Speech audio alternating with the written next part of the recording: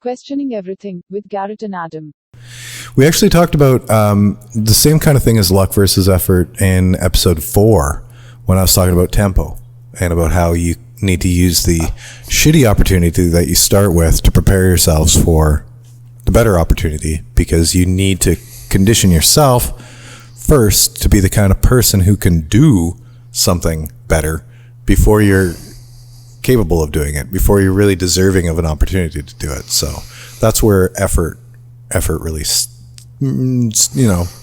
lands. But I wouldn't want to take away from luck, because luck has a lot to do with stuff too. Which is kind of sad. It is and it isn't. It is and it isn't, but it's going to take luck. Like, so maybe it's better to, so in that case, it's better to be in that opportune state, be at that high functioning autistic level. So when when luck comes, I struck gold today. Well, it's a good thing I have my gold pan out, sleeping beside the river there at Golden Ears. Yeah.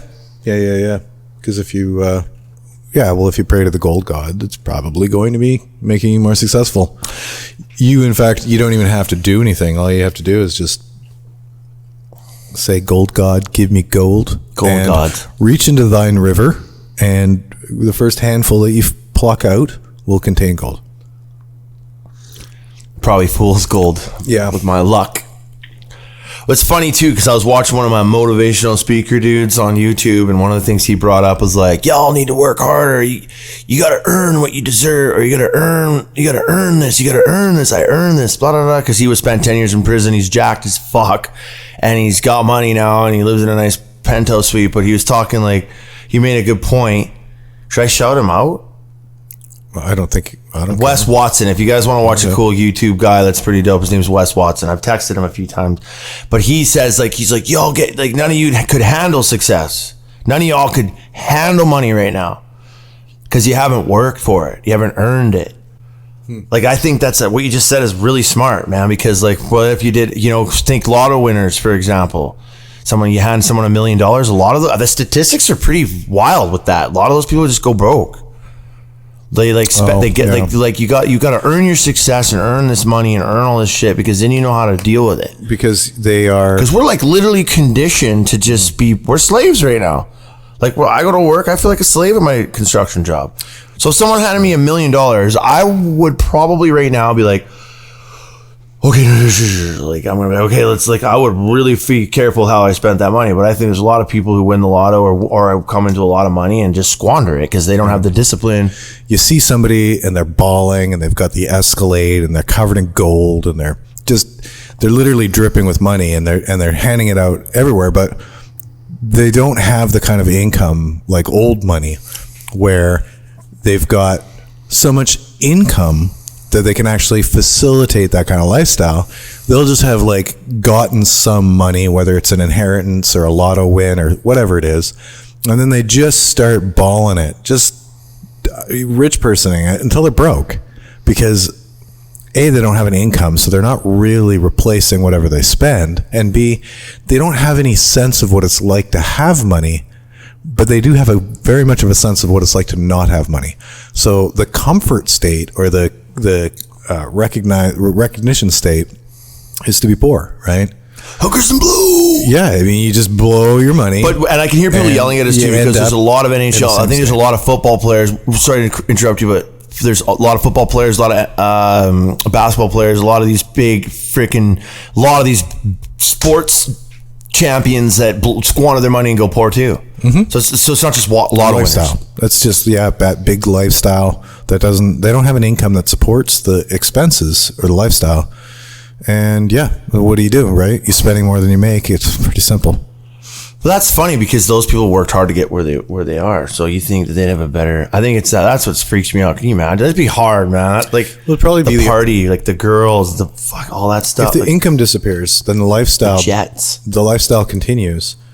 Probably based off the proposition that you're going to gain some other income. Right. So you just continue balling because you're going to get another show, or you're going to make another album, or something's going to happen. We're slipping back into the subject of addiction now. You could also have used, say, if you got a few $1 million or something from an album sale. You could have bought a house with that money, and you could have made some investments. But then over the next 10 years, you haven't had any successes, but you've actually used the value of the house as leverage. So by the time anybody finds out that you're broke, you've actually been mortgaging what you already own to continue the lifestyle that you want to live.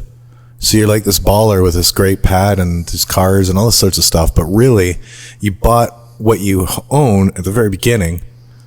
And since then, you've just been leveraging it, using it to get loans that you're going to default on. You're going to lose your house eventually. You're just spreading yourself so thin. You're spreading yourself thin. Wait a minute. Look, are you saying it takes super, super hardcore amounts of effort, not luck, to get to these places, but zero effort at all to lose it?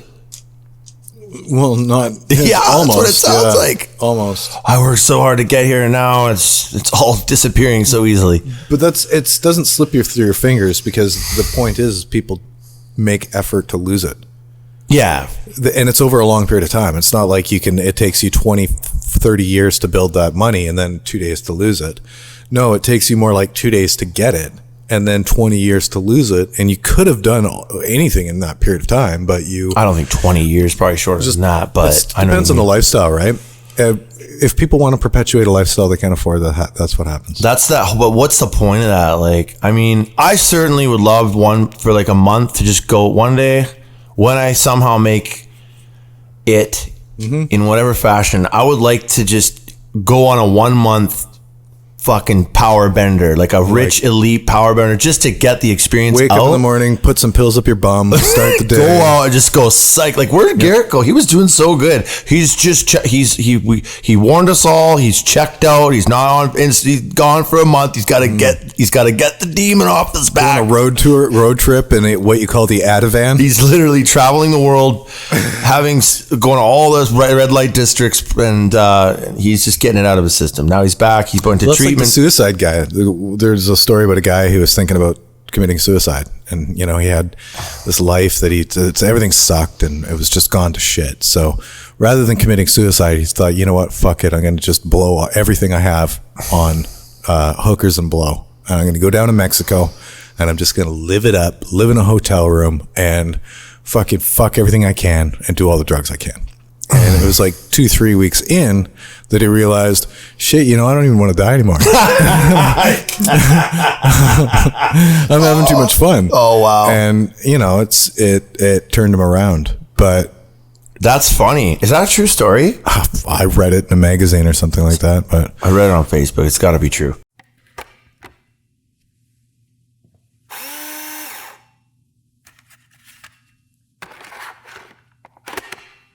Advertisement loading. hey, Garrett, Hey, Adam. did you know that we have a Patreon? No, I did not. Really? No. Well, it's great. You can click the licking.